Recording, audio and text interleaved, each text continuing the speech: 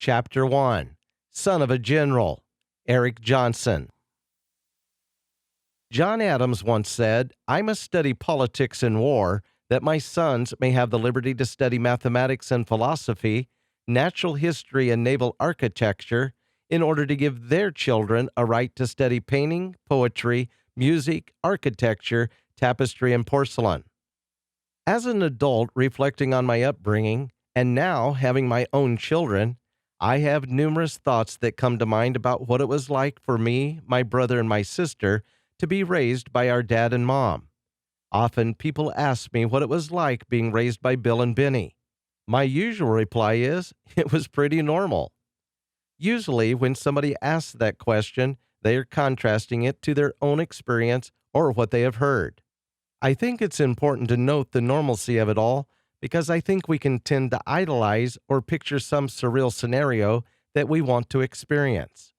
I want to take the time to emphasize the normal because it really was and is. My parents are incredible people. They are not just my parents, they are my heroes and really good friends. They are very down to earth and very passionate about the things of God. I think often we look at generals in the body of Christ and we don't grasp the reality that we all have similar common denominators. We eat, sleep, play, work, breathe, and share life with others. I think sometimes we can create this idea that it's impossible to be like someone we admire or respect. The truth is, once you've seen it or heard it modeled, then you can have it too. The realization. I am surrounded by a very strong Christian heritage. On my dad's side of the family, I am a sixth-generation pastor, and on my mom's side, I am a fourth-generation Christian. A joke I often tell people is I had 5 options growing up, and it was either to be an apostle, prophet, pastor, teacher, or evangelist. My home was filled with crazy love, freedom, and respect. There was no tension or arguing. I have no recollection of my parents ever fighting or arguing. They just didn't do it. For me, this is my normal. I know nothing else. It wasn't until halfway through high school that I realized that not all of my friends were raised in healthy homes. For some reason, it didn't occur to me that my own upbringing wasn't typical. For most of my life up until that point, I thought what we had was normal for everyone. An interesting moment for me was when it became apparent that it was not, and I began to realize that the many things I took lightly were the exception. Around this time, I understood that I was in a unique situation, and I needed to embrace my own upbringing and heritage more seriously. We have been very blessed to have a family lineage that is saturated in Christian heritage. Not a day goes by that I am not thankful. I do fully understand that this is not the case for many. For me, it is a place that I get to stand with my life, decisions, and gifts so that I can give it to my children and their children. If you want more insight on this topic of spiritual inheritance, please see my book Momentum, What God Starts Never Ends. Be authentic. Another revelation that hit me at some point in my teens was the so-called stigma of being a pastor's kid. That was never something that I lived with or faced in any way in my life. I would hear stories of other pastors' kids who would get extremely rebellious toward their parents who were in church ministry and would resent the church and the role of the pastor. My parents were the same people off stage as they were on the stage. They were the same in front of people and the same when they weren't in front of people. We didn't experience a different mom or dad when they were at home.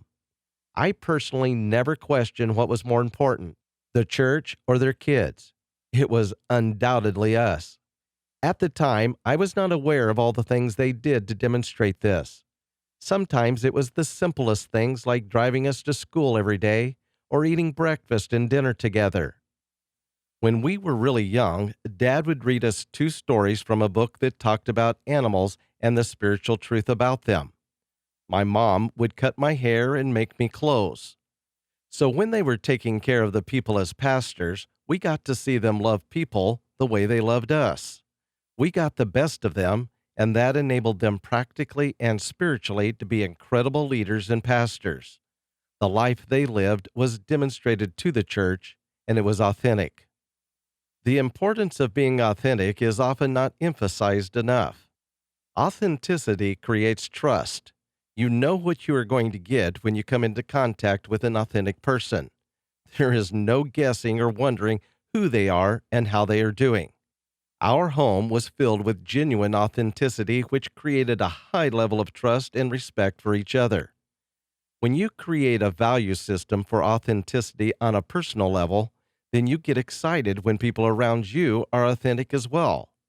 Freedom and respect are results of an environment that allows you to be you. Free to be ourselves. One of the fruits of a home that was built on freedom and respect was there was no need to control or dictate the course of life. Whenever you walk in the freedom of who you are, you have little need to control others and would rather serve what is on the hearts of those around you. I often share with people that I can't recall many conversations in which I was told what to do with my life, whether it was about my career, who I would marry, where I would live, etc. There is one instance when Dad and I went to a meeting where Mario Murillo was preaching, and during the meeting, my dad simply mentioned to me, "Make sure you watch Mario, because you may be in his shoes someday." We had lots of intentional conversations that showed me it was important that I pursued my passions, whether they were smuggling Bibles in China at age 13 or pursuing baseball.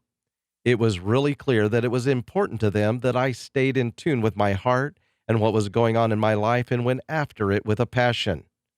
I had an incredible amount of freedom when it came to my actions as long as my attitude was healthy. Perhaps the reason I'm a huge advocate for being empowered and trusted to make great decisions in life results from this freedom and trust. I have a very strong conviction that God trusts you more than you trust yourself. One of the happiest moments as a parent is when I see my kids making great decisions without our input. It is a great sign that we are raising them well. It was very obvious to me when we kids would make great decisions because Dad and Mom would celebrate it and cheer us on. Our home carried a deep level of trust for each other, and freedom was the place we lived from.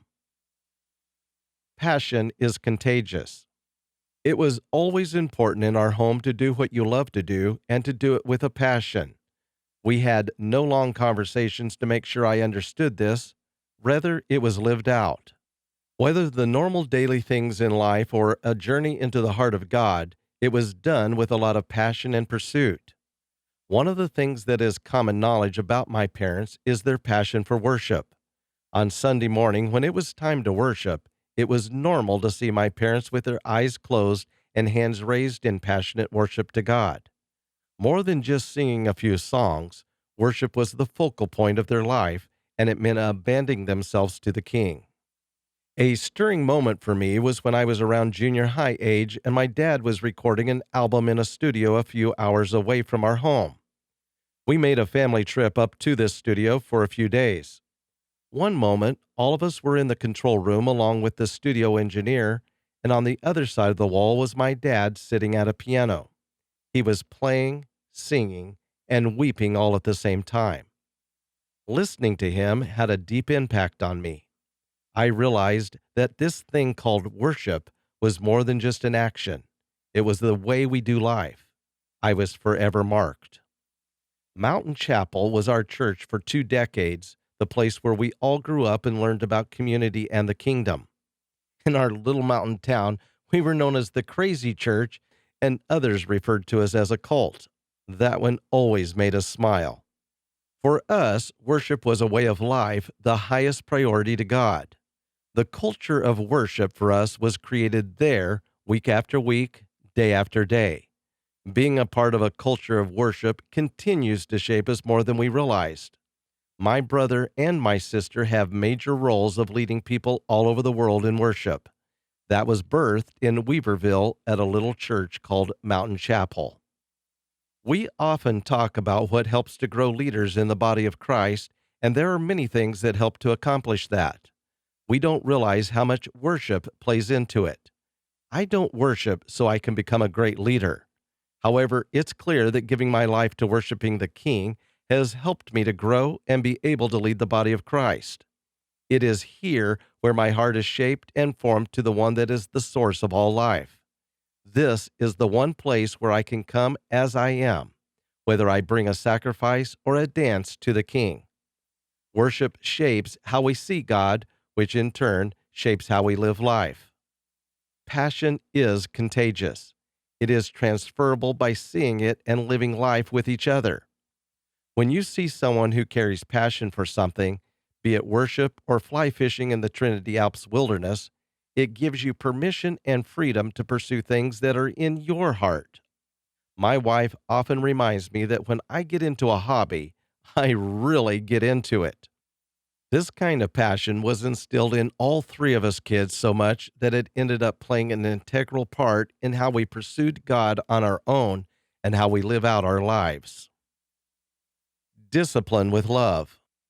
I'm disciplining you because I love you were words that I heard quite a few times in my childhood, usually before any of us kids was going to be spanked or grounded for some length of time. In that moment, those words never made sense to us. My young mind was not able to fully understand the depth of those words. However, as the disciplining got less and farther apart, it became really clear what those words meant. We weren't disciplined for behavior as much as we were for our attitude. Our actions were the result of our heart. When our heart and attitude got out of hand, then our behavior demonstrated that. Anytime I would do something out of anger, rebellion, frustration, or any other similar emotion, it was essentially because I didn't watch or guard my heart. There was always a little sermon before we got disciplined. This little sermon would usually go with the words, "I'm disciplining you because I love you." How true are those words today? This simple action instilled in us a deep desire to guard our hearts, which helps us to be who we are today. Now, in raising our own children, we find ourselves repeating those words. I'm disciplining you because I love you. Love for diversity. From 1995 to 1997, I attended a Bible college for 2 years. Every morning, all the students were required to go to chapel for a service, which was always an interesting experience for me. Every day in chapel, we would have a different speaker. So it became normal that one day a speaker would say something like, "If you aren't going to the nations and leading people to the Lord, then you aren't doing anything."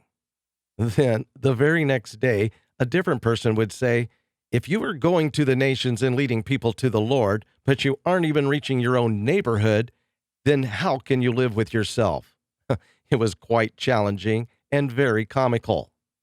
The funny part for me was when we went to class right after chapel. All of my classes were Bible or ministry focused. My fellow classmates were in some form heading toward church ministry.